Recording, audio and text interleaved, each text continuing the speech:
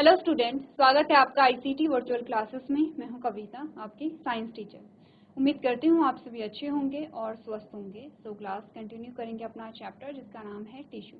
हम बात कर रहे हैं ऊतकों के बारे में और प्रीवियस लेक्चर में हमने इंट्रोडक्टरी पार्ट किया है जिसमें अभी तक हमने समझा है कि टिश्यू जो होते हैं वो ग्रुप ऑफ सेल्स होते हैं, यानी कि कोशिकाओं के समूह से टिश्यू बन रहे हैं। और अभी तक जो हमने बात की है, टिश्यू जो होते हैं उसमें बहुत सारी कोशिकाएं होती हैं, वो सब मिल करके एक पर्टिकुलर फंक्शन को परफॉर्म करती हैं, यानी कि ग्रुप ऑफ सेल जब एक पर्टिकुलर फंक्शन को परफॉर्म करता है तो उसे हम टिश्यू यहाँ पर कहते हैं।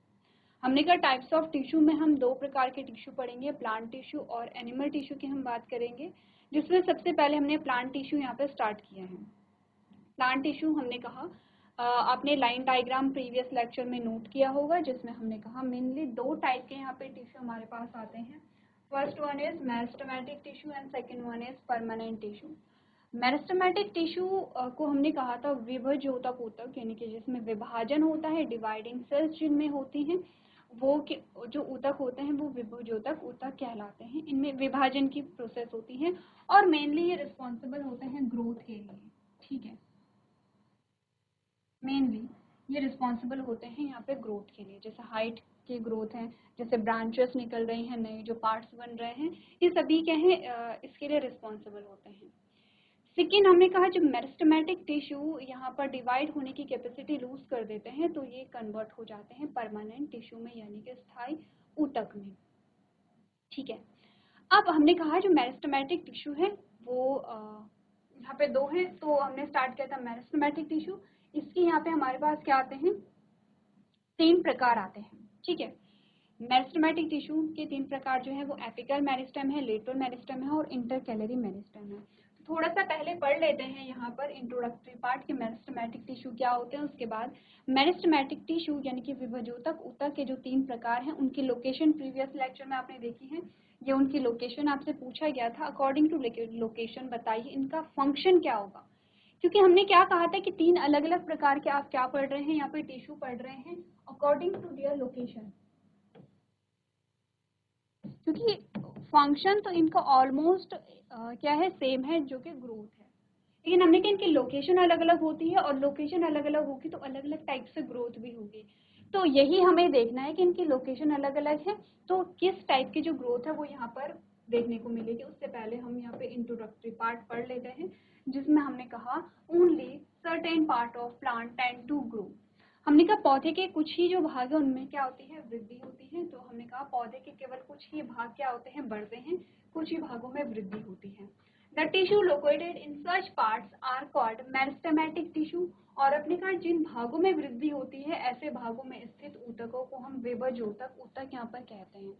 तो अभी तक हमने क्या समझा इस लाइन से, हमने कहा कि ऐसा नहीं कि प्लांट के हर एक पार्ट में ग्रोथ हो रही है, प्लांट के कुछ ही पार्ट्स में यहाँ पे ग्रोथ होती है और जिन पार्ट्स में ग्रोथ होती है उसमें कुछ स्पेशल टिश्यू होते हैं जिन्हें हम कहते हैं मेरिस्टेमेटिक टिश्यू या विभज्योतक ऊतक, जिनमें होती हैं डिवाइडिंग सेल जो डिवाइड करती रहती हैं। ठीक है, नेक्स्ट हमने कहा they can divide themselves and form a new tissue. आपने कहा कि ये जो ऊतक है इनमें विभाजन होता रहता है और नए ऊतक इनमें क्या होते हैं, बनते रहते हैं, क्योंकि नए ऊतक बनेंगे तभी नए ऑर्गन बनेंगे, तभी क्या होते हैं। आपने कहा कि जो ब्रांचेस निकलती हैं, ऐसा तो नहीं होता कि किसी पौधे में स्टार्टिंग में ही ब्रांच निकल रही है, जैसे जैसे वो बड़ा होता है फिर उसमें ब्रांच निकलेगी, उसमें नई पत्तियां लगती हैं, उसमें बर्ड्स बनते हैं, उसमें फूल लग रहे हैं। तो ये सारी जो चीजें हैं आपने कहा ये क्या है, ग्रोथ का पार्ट है।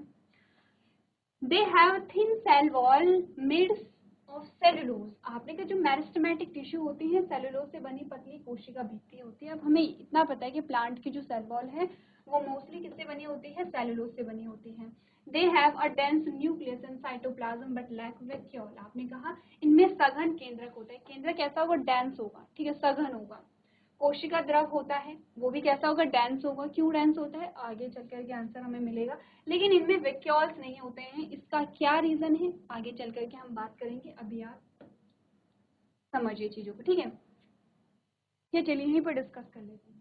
हमने कहा कि जो मेरिस्टेमेटिक टिश्यू की जो सेल्स होती हैं उनमें क्या होता है, दो चीजें हमने बोली हैं। एक तो जो न्यूक्लियस होगा वो डेंस होता है, ठीक है, और दूसरा हमने कहा जो साइटोप्लाज्म है।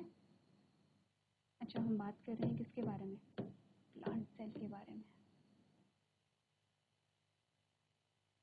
दूसरा हमने बोला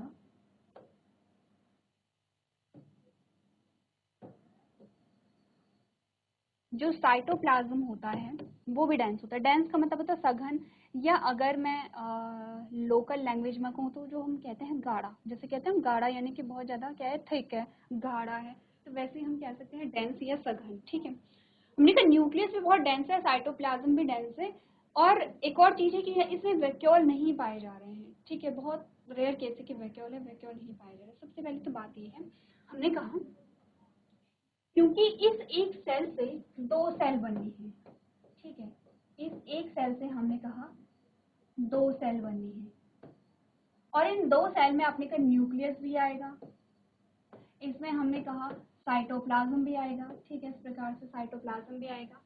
तो यहाँ पर जब ये साइटोप्लाज्म और न्यूक्लियस डेंस होगा तभी ये क्या होगा, दो पार्ट में टूट पाएगा। नॉर्मली जो सेल होती है उसमें इतना डेंस साइटोप्लाज्म और इतना डेंस न्यूक्लियस नहीं होगा, इतना सघन जो कोशिका द्रव है और इतना जो सघन केंद्रक है वो नहीं होगा। एक्चुअली में यहाँ पे प्रिपरेशन होती है, सेल साइकिल जो चलती है, हम सेल साइकिल पढ़ते हैं, और सेल साइकिल जो पढ़ते हैं हमने कहा कि यहाँ पे दो पार्ट में डिवाइडेड होता है। ठीक है, जिसे हम कहते हैं इंटरफेज, और एक होता है एम फेज। इंटरफेज में क्या होती है, कोशिका विभाजन की तैयारी होती है। कोशिका विभाजन में क्या होता है, आपने कहा कोशिका विभाजन में होता है कि कोशिका के अंदर प्रोटीन ज्यादा बनने लगता है। फिर आपने कहा कि कोशिका के अंदर जो जेनेटिक मटेरियल है वो उसका जो अमाउंट है वो डबल होने लगता है, वो उसका अमाउंट बढ़ने लगता है। ठीक है, इसके अलावा हमने कहा जो सेल ऑर्गेनेली है उनका जो अमाउंट है वो ज़्यादा बढ़ने लगता है। आपने कहा जो भी ऑर्गेनेली है, आपने माइटोकॉन्ड्रिया पढ़ा है, आपने प्लास्टिड पढ़े हैं, या फिर आपने पढ़ा है यहाँ पे एंडोप्लाज्मिक रेटिकुलम है। ठीक है, तो आपने कहा कि प्रोटीन है, लिपिड है, जो भी मटेरियल सेल के अंदर है वो क्या होता है, डबल हो जाता है। क्यों डबल होगा, क्योंकि जब एक से दो कोशिकाएं बनेंगी तो दोनों कोशिकाओं में जो भी मटेरियल है वो इक्वल होगा। ठीक है, ऐसा नहीं कि एक में ज़्यादा है एक में कम है, दोनों में इक्वल होगा। और जब सेल ग्रो करेंगी तो वो अपनी पेरेंट सेल जितनी ही होंगी, यानी कि जब इससे ये दो सेल बनी है तो इन दोनों में जो जेनेटिक मटेरियल है वो सेम होगा, नंबर ऑफ क्रोमोसोम सेम होंगे। आपने कहा इन दोनों में नंबर ऑफ जो ऑर्गेनेली है वो भी सेम होगा यहाँ पे। तो इसीलिए यहाँ पर सघन का मतलब होता है कि हर चीज का अमाउंट ज्यादा है, साइटोप्लाज्म ज्यादा यहाँ पर सघन हो गया है। जो यहाँ पे जेनेटिक मटेरियल है वो जो मटेरियल है वो भी क्या हो गया है, यहाँ पे डबल हो गया है। ध्यान रखिए, क्रोमोसोम का नंबर बढ़ा नहीं है, लेकिन क्रोमोसोम में आप जो कहते हैं कंसंट्रेशन जो कहते हैं वो बढ़ जाता है। ठीक है, तो आपने कहा कि जब ये डिवाइड होगा तभी ये दो इक्वल सेल बनाएगा, और ये जो दो सेल होंगी ये मैच्योर होकर के अपनी पेरेंट सेल जितनी ही होंगी, उससे छोटी नहीं होती हैं। इसको हम क्या कह रहे हैं, डिवीजन कह रहे हैं। एक डिवीजन क्या होता है कि आपने ये पेन लिया, आपने इसके दो पीस कर लिए, जब आपने इसके दो पीस करें तो जो दो पीस होंगे वो साइज में छोटे होंगे। ठीक है, लेकिन ऐसा यहाँ पे नहीं हुआ है। जब सेल डिवाइड करते हैं तो ये दो क्या होंगे, मैच्योर होने के बाद इसी के बराबर हों, इसीलिए यहाँ पे डेंस साइटोप्लाज्म होगा, और डेंस जो यहाँ पे न्यूक्लियस है डेंस होगा। डेंस न्यूक्लियस का मतलब होता है कि न्यूक्लियस के अंदर जो जेनेटिक मटेरियल है उसका अमाउंट जो है वो डबल होगा, जिससे कि सेल डिवाइड कर सके और जो नॉर्मल सेल है वो वहां पर मिल सके। ठीक है, तो इतना तो हमें समझ में आ गया है कि डेंस न्यूक्लियस क्यों है और डेंस साइटोप्लाज्म क्यों है। तो नेक्स्ट हमारे पास आता है तो वैक्यूल क्यों नहीं है। आपको ध्यान होगा, आपने प्रीवियस चैप्टर जब पढ़ा था सेल, और सेल में हमने वैक्यूल पढ़े थे। वैक्यूल का जो काम था वो था यहाँ पे स्टोरेज का, यानी कि संग्रह का। क्या क्या संग्रह कर रहा है, आपने कहा बहुत सारी चीजें हैं, जैसे कि आपने कहा कि फूड मटेरियल हो सकता है, आपने कहा यहाँ पे क्या हो सकते हैं, जो वेस्ट मटेरियल है वो हो सकता है, जो वाटर है वो हो सकता है। तो बेसिकली जो वैक्यूल है वो भरा हुआ होता है सभी चीजों से। ठीक है, और आपने कहा अगर यहाँ पर वैक्यूल प्रेजेंट होता, अगर यहाँ पे पूरा आपने कहा वैक्यूल प्रेजेंट होता तो इसे सेल को डिवाइड करने में क्या आती है, मुश्किल आती है, डिफिकल्टी होती है। यहाँ पे तो इजी है, आपने कहा कोई वैक्यूल नहीं है तो सिंपल सा ये जो सेल है वो डिवाइड करिए। बीच में अगर वैक्यूल होता, और वैक्यूल भी क्या है, आपने कहा कि मटेरियल से भरा हुआ रहता तो सेल डिवीजन में प्रॉब्लम आती, इसीलिए डिवाइडिंग सेल में वैक्यूल एब्सेंट होते हैं या बहुत रेयर आपको वैक्यूल मिलेंगे यहाँ पे। तो यही रीजन है कि जो मेरिस्टेमेटिक टिश्यू की जो सेल्स होती हैं उनमें वैक्यूल क्या होता है, यहाँ पे एब्सेंट होता है, वैक्यूल नहीं पाया जा रहा है। तो अब आप इस पॉइंट का मतलब समझ रहे हैं कि सघन केंद्रक है, सघन कोशिका द्रव है, लेकिन रिक्तिकाएं नहीं पाई जा रही हैं। ठीक है, और नेक्स्ट जो पॉइंट है आपने कहा they can further be classified differently based on the area of the plants where they are located. हमने यही बोला है कि हम पौधों को उन क्षेत्रों के आधार पर अलग अलग तरीके से वर्गीकृत किया कर सकते हैं जहां पर वो स्थित होते हैं। यानी कि सिंपल सी चीज है कि इन ऊतकों की लोकेशन के अकॉर्डिंग ये कहाँ पर पाए जाते हैं, पौधे के किस भाग में पाए जाते हैं, उसके अकॉर्डिंग हम इन्हें 3 पार्ट में डिवाइड कर सकते हैं। किन्हें? मेरिस्टेमेटिक टिश्यू को। मेरिस्टेमेटिक टिश्यू का नाम है एपिकल मेरिस्टेमेटिक टिश्यू या एपिकल मेरिस्टेम जिसे कहेंगे, lateral meristematic tissue lateral meristem कहेंगे, इंटरकैलरी मेरिस्टेमेटिक टिश्यू या इंटरकैलरी मेरिस्टेम कहेंगे। ठीक है, तो आपको यहाँ पर पढ़ना है मेरिस्टेमेटिक जो टिश्यू होते हैं उनके क्या फीचर्स होते हैं, एक बार आप लोग रीड करेंगे और साथ ही साथ आप पॉइंट भी करेंगे। ठीक है, पॉइंट को नोट भी करेंगे। जैसे कि हमने कहा कि पहले आपको ये बता रखा है कि कुछ ही पार्ट्स में डेवलपमेंट होता है, ग्रोथ होती है पौधे के, और इस एरिया में जो ऊतक होते हैं उन्हें विभज्योतक ऊतक कहते हैं। विभज्योतक ऊतक की जो सेल वॉल है वो सेलुलोज से बनी होती है और इसमें सघन केंद्रक और सघन कोशिका द्रव होता है, रिक्तिकाएं नहीं पाई जाती हैं। ये 3 प्रकार के होते हैं, ये आपको नोट करना है मेरिस्टेमेटिक टिश्यू के बारे में।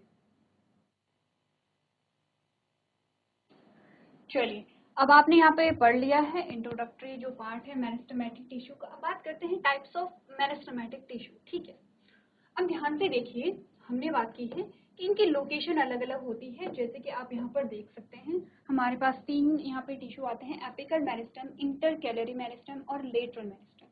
ठीक है, एपिकल मेरिस्टेम को अगर आप देखेंगे तो आप कहाँ पे आपको मिल रहा है, शूट टिप पे मिल रहा है। शूट टिप, शूट टिप क्या होती है? जो स्टेम है, स्टेम की जो सबसे अपर मोस्ट पार्ट है, टिप है, वहां से मिल रहा है। ठीक है, एक तो ये है इंटरकैलरी। ये एपिकल मेरिस्टेम की बात। इंटरकैलरी की बात करेंगे तो आपने कहा ये हमें नोड पे मिल रहा है। ये कहाँ पे मिला है? नोड। नोड आप समझते हैं, क्लास 6 7th में ही हमने पार्ट्स ऑफ प्लांट पढ़े थे, वहां पर हमने नोड और इंटरनोड की लोकेशन देखी थी। तो हमने कहा ये नोड में हमें मिल रहा है। और अगर हम देखेंगे लेटरल मेरिस्टेम को, तो लेटरल मेरिस्टेम स्टेम के साइड में मिल रहा है, जो स्टेम है उसकी साइड में, यानी कि यहाँ पे। ठीक है, तीनों की जो लोकेशन है वो अलग अलग है। स्टेम की ही बात हो रही है, लेकिन लोकेशन अगर हम देखें तो अलग अलग यहाँ पर होती है। अब देखिए, अगर यहाँ पर वृद्धि हुई तो क्या होगा? हमने कहा ये भी क्या है, इंटरकैलरी मेरिस्टेम होगा। आपने कहा इसमें वृद्धि हुई तो क्या होगा, इसमें वृद्धि हुई तो क्या होगा, और इसमें हुई तो क्या होगा। इसके लिए स्टेम को बनाइए और वृद्धि करके देखिए कि क्या यहाँ पर होता है। आपने कहा ये है हमारे पास स्टेम। ठीक है, ये हमारे पास स्टेम है। अब हमने कहा एक हमारे पास जो टिश्यू आता है,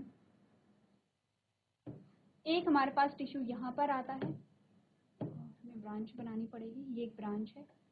और एक हमारे पास जो टिश्यू है वो यहाँ पर आता है, और एक टिश्यू हमारे पास यहाँ पर आता है। अब हम देखेंगे कि जब इसमें वृद्धि होती है, या टिश्यू को हम टिश्यू के सेल्स यहाँ पर दिखाते हैं। ठीक है, ये सेल्स यहाँ पर है, ये सेल्स यहाँ पर है, और ये सेल्स यहाँ पर है। हमने कहा इनमें जब वृद्धि होगी तो क्या होगा, तो वृद्धि का मतलब होता है नए जो सेल्स हैं वो ऐड होंगे। तो इसमें अगर हमने कहा कि नए सेल्स ऐड होंगे, नए सेल्स को डिफरेंट कलर से दिखाते हैं। नए सेल्स जब ऐड होते हैं तो यहाँ पर ऐड होंगे इस प्रकार से। ठीक है, यहाँ पर जब नए सेल्स ऐड होंगे तो आपको यहाँ पे 2 इंटरकैलरी मेरिस्टेम दिखाते हैं अभी।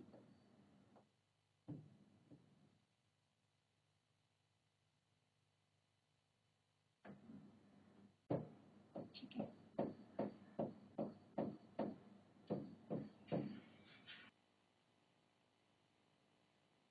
चलिए, तो हमने क्या बात की है यहाँ पे।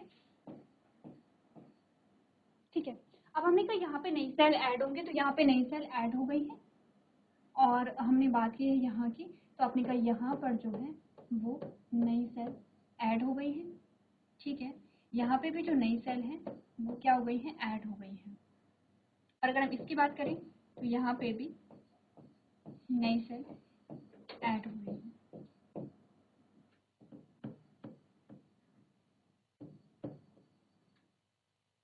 अगर यहाँ पर जो चेंज है वो हम दिखाएं तो हमें कैसे वो चेंज मिला है?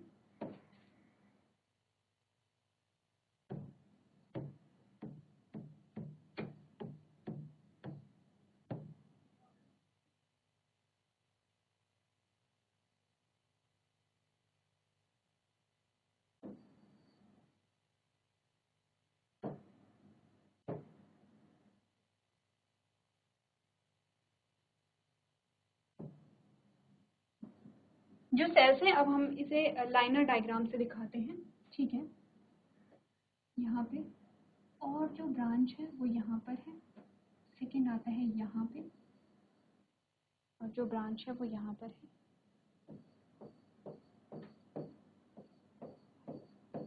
क्या चेंज आपको लगा है आपके अकॉर्डिंग? आपको जो चेंज है वो क्या लगा है आपके अकॉर्डिंग? तो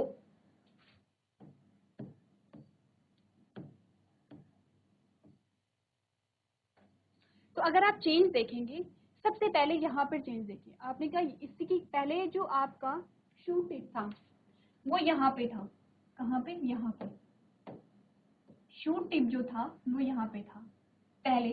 जब सेल्स की ग्रोथ हुई तो आपने कहा यहाँ पे नंबर ऑफ सेल ऐड हो गए हैं। इट मीन्स कि जो यहाँ पे प्लांट है और प्लांट की जो स्टेम है उसकी क्या बढ़ी है? Length, length of stem, length बढ़ी है स्टेम की, ठीक है। या आप बोलेंगे कि जो शूट टिप है, शूट टिप की क्या बढ़ी है? लेंथ बढ़ी है। अब आते हैं इंटरकैलरी पे। इंटरकैलरी पे हमने कहा कि जब हमने बात की है कि दो जो यहाँ पे जो इंटरनोड है, इंटरनोड की लेंथ इतनी थी पहले, ठीक है, और अब जो इंटरनोड की लेंथ है वो इतनी है, ठीक है। तो क्या हम कह सकते हैं कि इंटरनोड की लेंथ बड़ी है? आपको दोनों लेंथ अगर हम देखने को अगर हम देखें तो दोनों में हमने ये देखा कि यहाँ पर इंटरनोड की जो लेंथ है वो बड़ी है। इट मीन्स कि इंटरकैलरी मेरिस्टेम क्या कर रहा है? इंक्रीज द लेंथ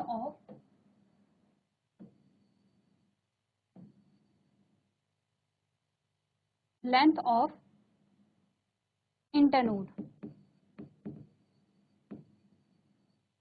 इंटरनोड, ठीक है। क्या कर रहा है? इंटरनोड की लेंथ को इंक्रीज कर रहा है। इंटर नोड की लेंथ इंक्रीज होगी तो आपने कहा कि क्या होगा?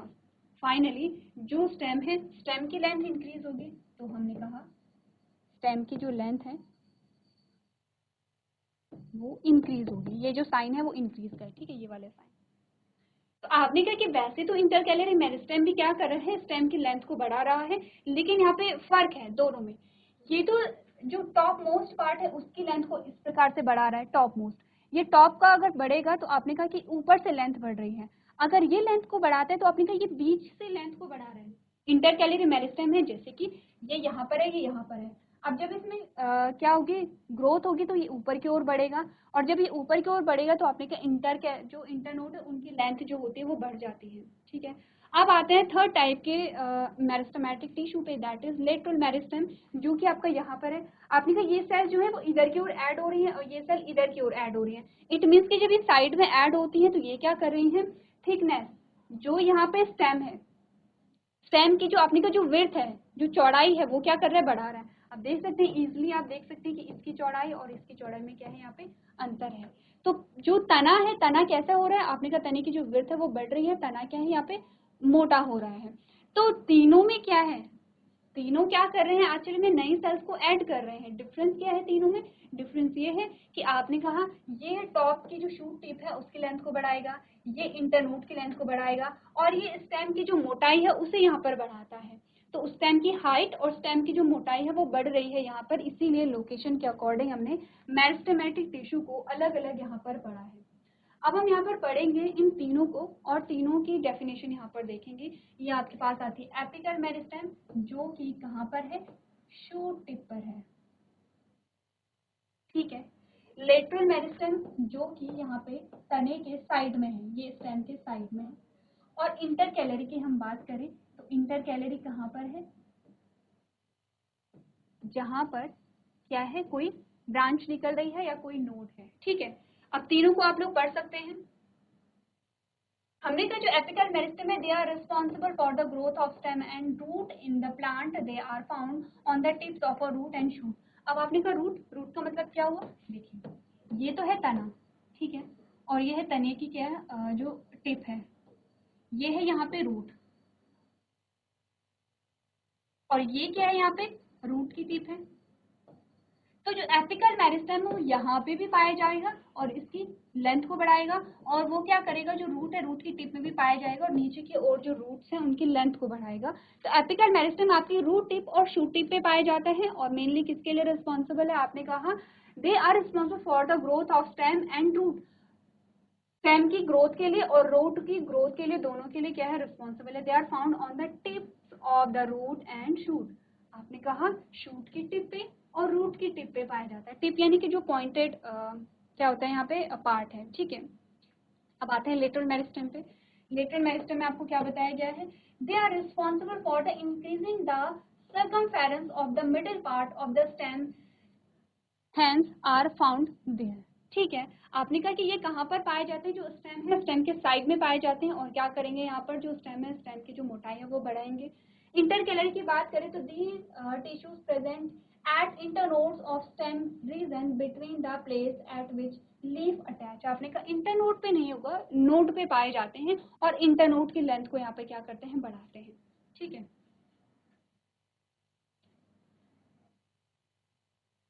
ठीक है। क्योंकि हमने डायग्राम में क्या देखा है, डायग्राम में आपको क्या देखा है, यहाँ पे कहाँ से कहाँ पे है, इंटरनोड पे, नोड पे है। तो आपने कहा सिर्फ ऐसा नहीं कि सिर्फ नोड वाले रीजन में है, थोड़ा सा ऊपर भी है, इसीलिए वहां पे इंटरनोड लिखा होगा, तो आप ध्यान रखेंगे इस चीज का। अब हमने क्या बात की है यहाँ पे,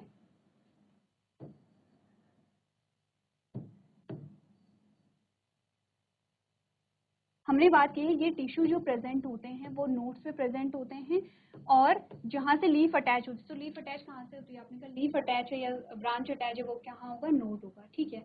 तो हमने यहाँ पे ऊपर डायग्राम बनाया है, तीनों की जो यहाँ पे डेफिनेशन है वो आप लोग क्या करेंगे, यहाँ पे नोट कर सकते हैं, ठीक है। तो चलिए एक बार आप लोग तीनों का जो डिफरेंस आप कहिए या डेफिनेशन कहिए, आप यहाँ पे नोट कर सकते हैं। जब भी आप यहाँ पे मेरिस्टेमेटिक टिश्यू के बारे में बताएंगे तो आप डायग्राम भी जरूर बनाएंगे, इतना आपको ध्यान रखना है। चलिए, तो अब हमने बात कर ली है मेरिस्टेमेटिक टिश्यू के बारे में। नेक्स्ट जो आपके पास टॉपिक आएगा उसमें हम बात करेंगे कि इंटरकैलरी मेरिस्टेम में वैक्यूल क्यों नहीं होते। इसका आंसर ऑलरेडी हमने यहाँ पे कर लिया है, एक बार आप लोग घर से पढ़ करके लेके आएंगे। और हम बात करेंगे परमानेंट टिश्यू के बारे में, परमानेंट टिश्यू क्या कितने प्रकार के होते हैं उसके बारे में बात करेंगे, तो एक बार आप लोग घर से पढ़ करके लेके आएंगे। तो आज के सेशन में हम इतना ही करेंगे। अभी तक क्लास में बने रहने के लिए आपका धन्यवाद।